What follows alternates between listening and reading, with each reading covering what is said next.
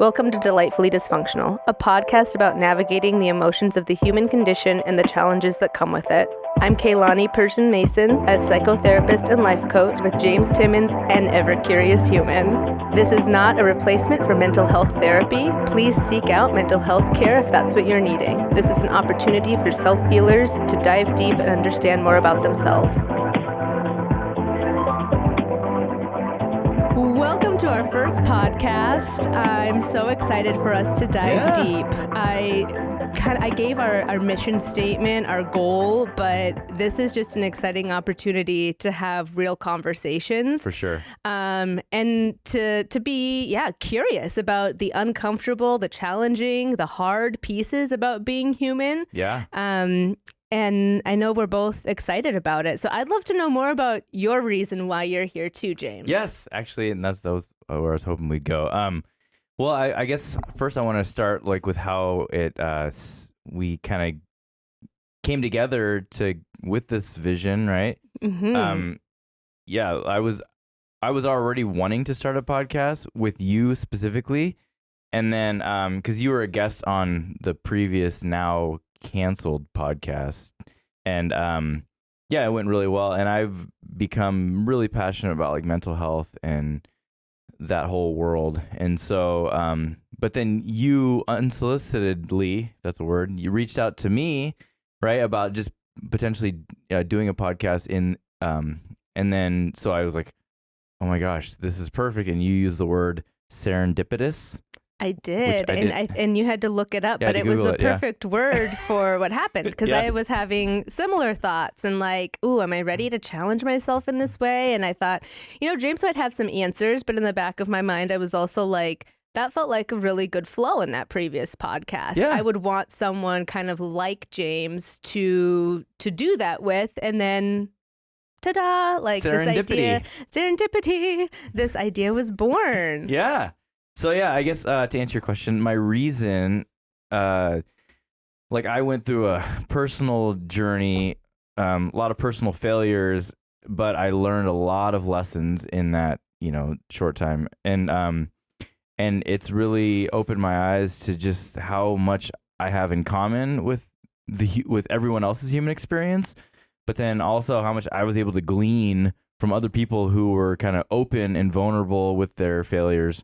So then, my own personal commitment is that I want to be so brutally vulnerable and open and honest as an attempt to help people who might be listening. And because I'm not an expert, and I'm not trained, but I am, I'm going to be like the case zero. You're the case study? Yeah, the case study, the human experiment. So I'm dedicated. I'm donating my body to science. I'm gonna donate my trauma to the podcast, right? Mm-hmm. Yeah. I think that being a curious human is a high honor. So I think it's exciting that you're here, and some of what our audience gets to see is that unfolding, because we don't know each other all that well, right, but we do click really well when we can have these kinds of talks. Yeah. So it'll be fun to kind of peel the layers of the onion and see what comes up. Smell it within tears. Yeah. Oh my gosh, the onion. Yeah, there's gonna be tears for sure. Dang. Yeah. So some of the things that I want to include in this podcast, and we'll see an evolution of this as we move forward, is that I'd really love for there to be guest experts or other people that are joining us. So you'll probably see other therapists at times join us, or other people who are just willing to be real. Yeah. I want that authentic shit. For sure. Give it. Bring it. And then I also am really excited because an element that we're going to be adding in is to either be taking written advice that is they're wanting advice of anyone. It can be anonymous. So we'll make sure to include the link with this podcast episode. Please write into us. Mm-hmm. We can also have people call in, and we can in live time be talking through whatever is going on with them and giving them advice. Again, this is not a replacement for therapy, but it is an opportunity for personal growth or a different perspective. Yeah. But those are things that I'm excited that will be happening here on Delightfully Dysfunctional too. Yeah. So the name you came up with, what was, I guess, kind of unpack that for us. Yeah. Oh, that was a good question. I think we're all dysfunctional, and I want to embrace that. And the delightfully so is kind of, poking fun of, there's a negative connotation when we say dysfunctional. It's different, odd, not working properly, not effective. Those might be ways I would define it. But delightfully so is also kind of like, to me, saying, yeah, I know it and I'm working on it. I'm aware of it. I can embrace some of those things. I'm not here to people please. I'm here to be real. I'm here to be authentic. And to me, the name rang clear with the mission we were wanting to have. And the mission I have personally and that I have for the podcast. Yeah.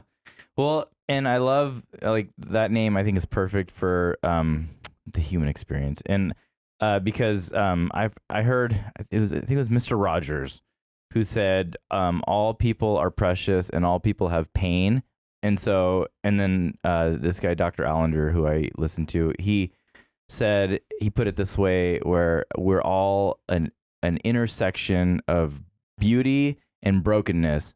And so those, like, that's truth, that's reality. So like, if I think Delightfully Dysfunctional really encapsulates that whole idea, where we're the brokenness but beautiful, and so I think that as long as, like, when we plant our flag in that whole idea, I think it resonates with people because it's honest. And I guess I'm really tired of maybe a societal bullshit notion that there's an end goal of perfection, or that we should be trying to be perfect. That doesn't feel authentic, and that can breed so much anxiety and depression and feelings of worthlessness or imposter syndrome. So I think it's very real and healthy to be able to say, yeah, like, I am human. Yeah. These are the areas that I might struggle with. Being human does mean that there are challenges, there's discomfort, there's pain, it's hard work, but it can also be delightful. Let me show you how. Yeah. Let me show you how we don't have to stay in the suck. Yeah, for sure. Yeah. Okay, you said imposter syndrome, which I've heard lately. I guess we don't have to unpack that right now. That could be a whole episode, right? It could be a whole episode. But yeah, I mean, imposter syndrome, that idea, like, I'm going to be found out, or I need to be, there's different even types that we could define. Some people, I need to be all knowing. So if I don't have all the answers, or I'm not the genius, then I'm failing everyone. Or the idea I have to be Superwoman or Superman. Everything will crumble. And that's one of the many topics that we'll get to dive into that I'm passionate about. Yeah. One thing I want to know about you, though. Yeah, I'm turning the table. See, he's trying to take the attention off of himself. It's not working. We're talking about vulnerability, and there's something I think our audience should know about you when it comes to that, and that's that they might notice some sounds on the podcast. They might be watching and they might see some tics. Would you want to explain a little bit about that to them, James? Yes, I am. I was gonna make a joke. Sorry. No, I have Tourette's syndrome. And if you don't know what Tourette's is, it's a neurological disorder that you can Google it. But you might hear me go every once in a while. That's one of my tics, and you'll notice it in my blinking, and that's the more pronounced one probably. But so I've had Tourette's my whole life. It's hereditary, and I just live with it and know. These are the questions that I always get. Am I medicated? No. I tried medication when I was 18 years old, and it was like a tranquilizer, so I chose not to. But that's what it is, Tourette's. So it'd be cool. How does it feel to talk about it in a public platform like this? I'd love to talk about it, because I've always said that the cure for Tourette's is knowledge. Because if everyone in the world knew what Tourette's was and that I had Tourette's, then I could comfortably walk into any setting and just have my Tourette's, just be loud or whatever, and people will be like, oh, cool, whatever, that's what he does, So, like, my oldest daughter has Tourette's, and it was good that, like, I'm her dad and I can kind of, like, speak what to expect. And because a lot of times people with Tourette's, they would get bullied. I never really got bullied because I knew what it was early on, and I'd be really outspoken about it. But but a lot of times if you are bullied, you'll sort of become like a victim, and then you'll allow that thing to sort of dictate your life. And that, so I never had to experience that, thankfully. And so then when my daughter was diagnosed with it, I got to, kind of give her the same mindset of like, no, this is never going to go away. Just tell everyone about it, and, just embrace it. Yeah. And if somebody ever, and most people are really understanding and cool about it in my experience. And, so, but I mean, I would say if somebody, does have an issue with it or whatever, then, that's a personal boundary. They don't have to be in your life. Yeah. I think that's a good filter system. Like, if you have an issue with this, then you're not meant to be an important person in my life. Yeah. I think that you, in this platform too, can provide a really powerful message about like embracing all of yourself. Yeah. And I think that it's a really cool and inspiring thing, because I've known people who have Tourette syndrome and they do really struggle with that idea of perfectionism, or that idea of even like a fear sometimes of leaving the home or being in public spaces. And so it's a really cool aspect of your life that we get to share here too. Yeah. Yeah. Thank you for opening up about that. Yeah. Thanks for asking. Yeah. Now you guys know I'm not on drugs, because I would get that question a lot too. Oh man. Not on drugs right now. Yeah.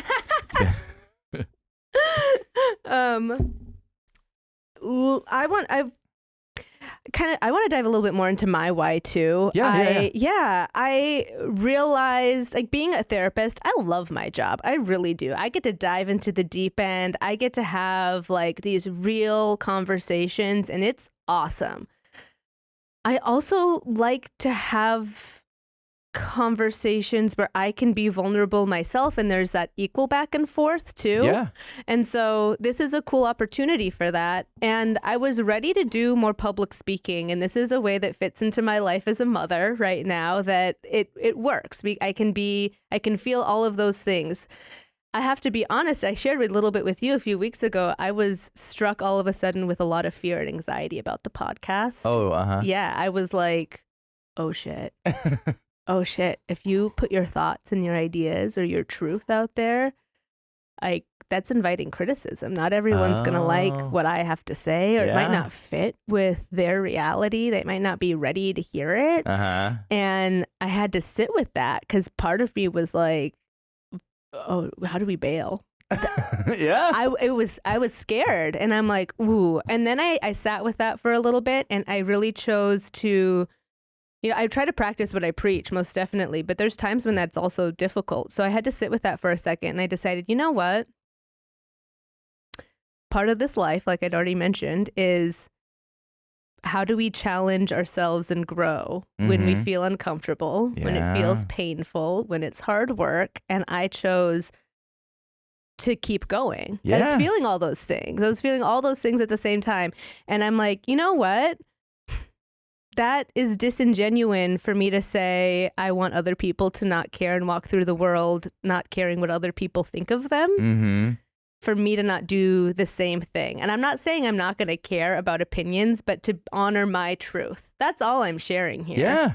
I'm not saying it's what's going to fit for everybody. Exactly. And I can work through that discomfort just fine. Yeah. So this is an opportunity and an experiment for me, really, about what do I do if I go into this without an expectation, except that I enjoy having these conversations. And Absolutely. that headspace allows for a lot of creativity and fun. So I'm working on that piece, and that's part of my why. This is my little like social experiment, delightfully dysfunctional. What could happen if I just have fun? That's right. Yeah. Well, and I'm really glad that you chose to process through that, and you're here today. Yeah, I didn't go running from my own anxiety and insecurities. Yeah, I'm here. Well, and I mean, because it was, in all reality, the biggest critic is probably you. Oh gosh, you were probably imagining like what? Because I do that all the time. Like, what? Oh my gosh, what are people gonna think? But then just like lately, I had all these like creative ideas, and I'm just like, if I don't do it, then nobody will. And like, this is what I want to do. But yeah, like what you alluded to, me not being a professional, the best I can give is just, observations from my experience. And so, yeah, I think that's really all we're going to offer is, like, here's our take on this thing. I mean, you have way more. You're the professional, so What's you so have more funny? credibility. What's so funny is what I'm with, like the background of what I'm hearing in this back and forth is that listen to the excuses we can give ourselves and how all of them are kind of bullshit. My excuse was other people, like I can be a perfectionist about being a therapist because now I'm in this space wanting to like pull the curtain down, and that is a little bit scary. And to show my realness, like when I think about a good therapist now, I think about someone who has gone through the trenches and understands the realness. I'm not thinking of someone whose life has been perfect and without challenge. And so I'm wanting to show what the challenges have been, what they are, and how I am trying to walk that walk. But that is intimidating. So I could give my own block there. And for your own different reasons, you're saying like, this is intimidating to some degree, or there's some insecurity because you're not the expert. But yet like, see, like anyone, we could all be coming up with such excuses that really at the end of the day, like, does it matter? Yeah, exactly. We're all humans. We're all navigating the human experience. Yeah. So this is also just a radical act to maybe like hopefully resonate with others. Like if there's that thing that you want to do and you're scared of it, like how can you just be more curious about it? Yeah. Like don't run from it. Lean in. Yeah. Lean into it. Yeah. Lean into the discomfort. Yeah. And that's been like probably our favorite buzzword, right? Yes. We've been saying that a lot. You came over to my therapy office and we were having a work meeting and you mentioned a picture behind me in my office and there's a bison on it. And I started sharing a little bit more about my life, which tell everyone about your I know. bison experience. I have just like a really unique childhood. So there'll be interesting tidbits that will throw people for a loop. I know it. But I was born in Alaska, but I have a Hawaiian name, but I'm half Japanese, and I was raised on a bison ranch in northern Minnesota. None of that makes sense. I know none of that makes any sense. You're the All-American. This is what you get when that happens, I guess. So yeah, my family owned a bison ranch. We also had miniature donkeys is what we had. Jackass and Jenny Ass. You know what a miniature donkey is in Spanish? Burrito. Small donkey, burro. What is small? I forgot. Ito. Ito burrito? No, just burrito. Oh. Because burro, ito. Oh. So you had a burrito farm. Sorry, go ahead. No, yeah. And I like that. I should start saying that. But yeah, we had bison. And that was an odd thing for us to do because there's not that many bison ranches out there. But it brought up a good conversation. Like when there's a fable, but it's true, about bison walking through a storm instead of waiting it out or finding shelter. They don't run for cover. And that was true. I grew up in northern Minnesota. We're talking 30 below blizzards. It is freaking cold. The water in your eyes is freezing when you go outside. It is extreme. And these bison would walk through this blizzard in this storm.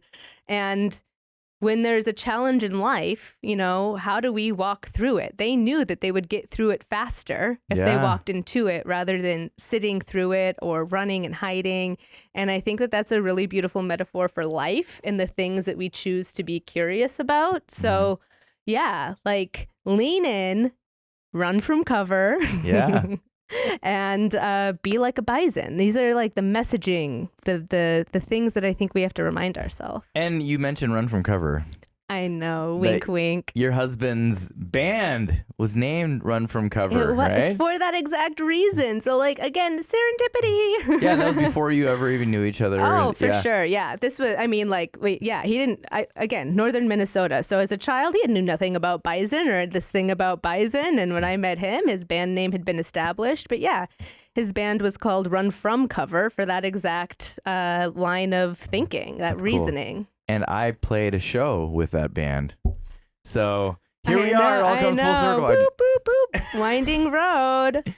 Yeah, so yeah, that's all super interesting. And the bison, the whole symbolism there. I love it. And bisons are just tough, brute beasts that are probably pretty tasty, right? Yeah, I mean, you cook them low and slow. That meat is tender. Mm-mm. Do you have any? Still, No. And I was so spoiled as a child when I think back when it comes to it. Like, our meat was from the animals in our pasture in my front yard that I would see every morning. And my mom had a garden and we had like fresh vegetables. Our neighbors had farm fresh eggs. It's a little bit bizarre because it feels honestly like a past life. There were it was such a rural community. And there are a lot of unique things we'll be unpacking about that, too. I mean, such a rural community that in the whole county, there was no stoplight. Oh. That my graduating class was 46 people. And they were the same people I started out with in third grade, pretty much. So you had like straight up like quintessential Midwestern experience. Oh, yeah. I mean, I did my time, 15 years time. Yeah. But there was a lot of beauty there. And at the same time, like, I was representing all the minorities. There was no one else around. And it kind of felt like one other reason to be different. Please, anyone in middle school and high school, did you want to be different? No. No one wants to be different. Yeah. Biologically, even, we don't want to be different. Biologically, at that phase in our life, we are seeking sameness and likeness with our peers so that we know where we fit in with our tribe. Because we are social beings. We are people who need community. And our biology tells us that we will be safe if we have our tribe. Yeah. And so these middle school, high school years, we're seeking where to fit in, which also highlights the ways we don't fit in. Yeah.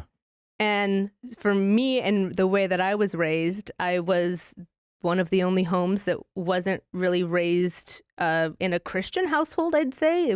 We'll get into that. It was more of a confusing mishmash. I looked different than everyone else. I had the weird name. I grew up on the funny farm, and I was one of the few homes that had divorced parents at that time. So it felt difficult, even though there was a lot of beauty in my childhood. Yeah. But then it gave you a very unique experience.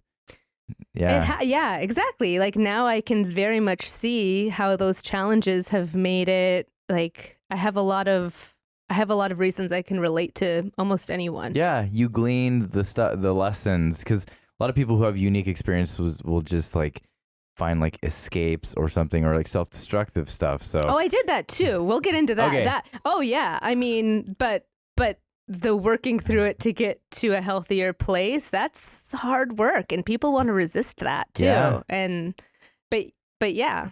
Yeah, I mean, I grew up, I'm also half Asian, so Asian invasion. Yeah. But I grew up in a single parent home, just my dad and my brother was there, and so a lot of childhood trauma, but then I sort of accidentally built a pretty good life for myself. But then later in life, I started doing self-destructive things, and we'll get into that as well. But that's where I learned all these lessons, and then it made me passionate about, mental health. So, I'm really excited about where we're going to go in this whole journey. I thought it would be a little bit fun for us to play a game. I do this with my clients when I'm getting to know them. I was also an elementary school counselor, so I'd like to bamboozle the kids with this game. But 2 truths and a lie. Since you're watching organically us getting to know one another, honestly, on this podcast. So there's a lot I don't know about you. Yeah. Okay. So I'm going to take a second and think about my 2 truths and a lie, and you are too. Okay. And then I think it'll be fun. Our audience can like secretly be guessing a little bit as well. Okay. Wait, so I have to think of 2 truths and 1 lie? You do, yeah. Can you handle it? But then the lie has to be something you don't where it seems like it's true, I right? mean, it depends how hard you want to play the game. Okay. Okay, I had to think. Yeah. All I have are lies in my mind. Just kidding. Sometimes it's easier to write it down because we could edit out our thinking process. That's true. But yeah, true. But I play this game a lot, so I've got mine dialed in. Okay. Well, then you go first, so then I can kind of understand the rules, because I don't think I've ever played this game. I've seen it. Okay. Okay. All right. I have a shellfish allergy. I was born in my home. Okay. And I have gone skydiving.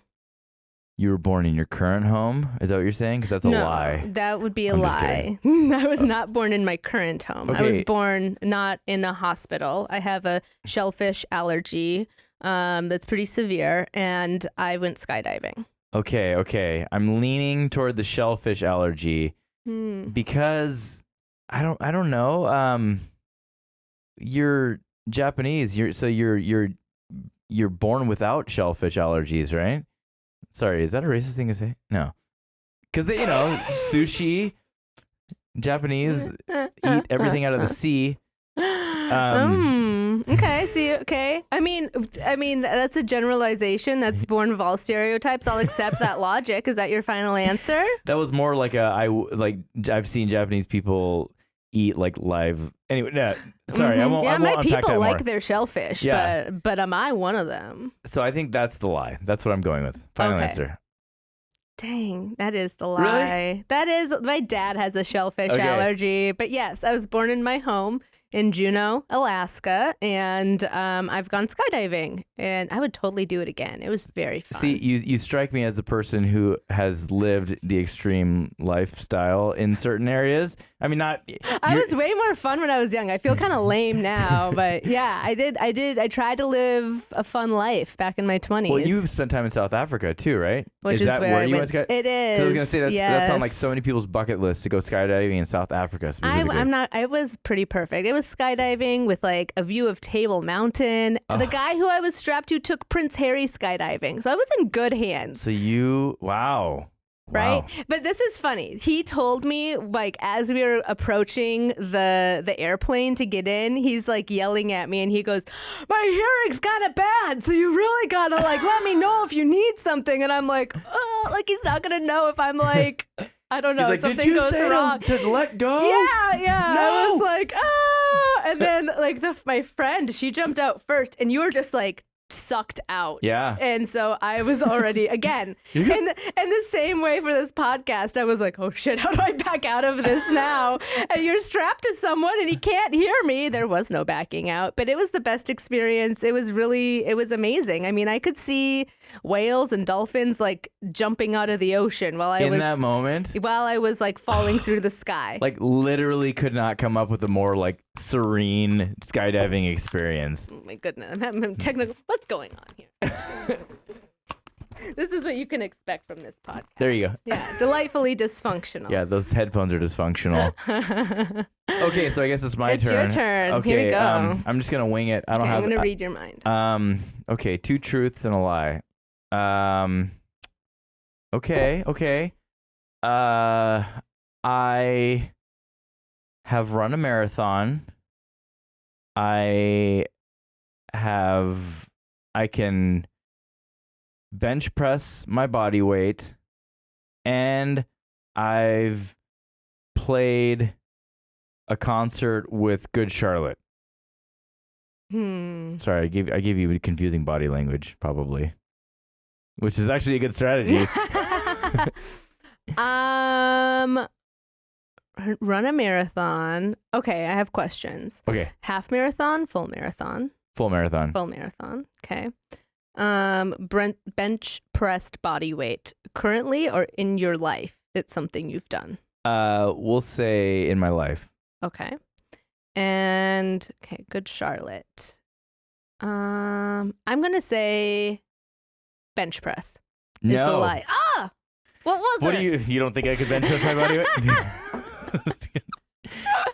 Which one? The which lie one? was the marathon. Oh, you just said it so confidently when I asked you. Oh man. Okay. I just came up with all those. I was gonna tell 3 lies because I apparently am a liar, but okay. And the Good Charlotte one is technically I played in the same like music festival as them, so that was a long time ago.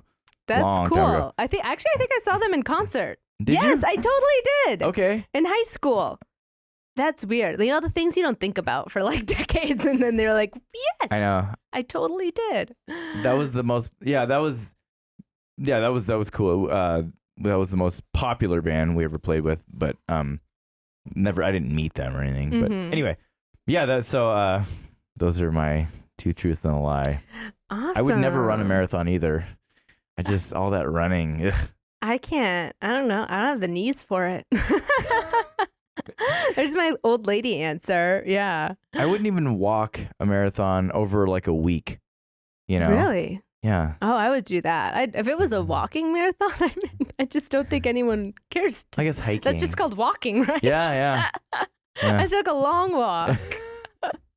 So, James, we've brainstormed a lot of cool topics for this podcast. I think we should share some that we're maybe each like most excited about. So when you think about the things that we've discussed that we really want to dive into, what are you itching to get to? Yeah, I mean, gosh, so many things. I mean, we've written multiple lists.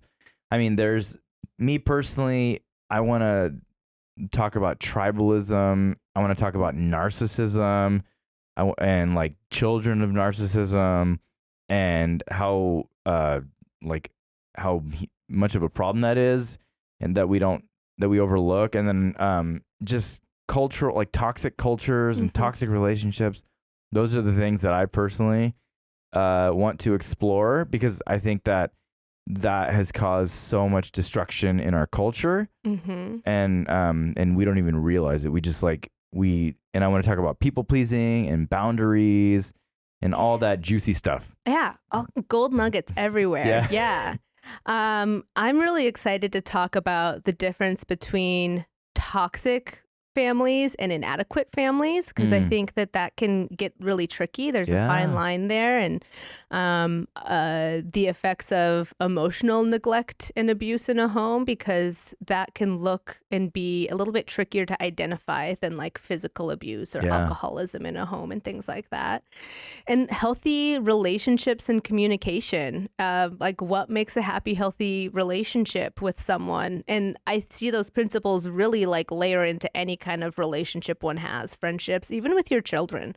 So we are social creatures and creatures that do require community and tribe. And I want it like in the same breath, but maybe in more of a micro way that what you're talking, like I want us to understand it and to go on that journey together. So I'm really excited because there's so much that branches off from those topics, and there are more and more. We would love your ideas too. So please write to us. We'll be posting our email if you have ideas or topics that you're wanting to dive into. If you have a story that you're wanting advice on, if you have a story maybe even that you want to share and just get feedback on, I think that those are some really cool, real, authentic elements that I want to infuse into Delightfully Dysfunctional. Absolutely.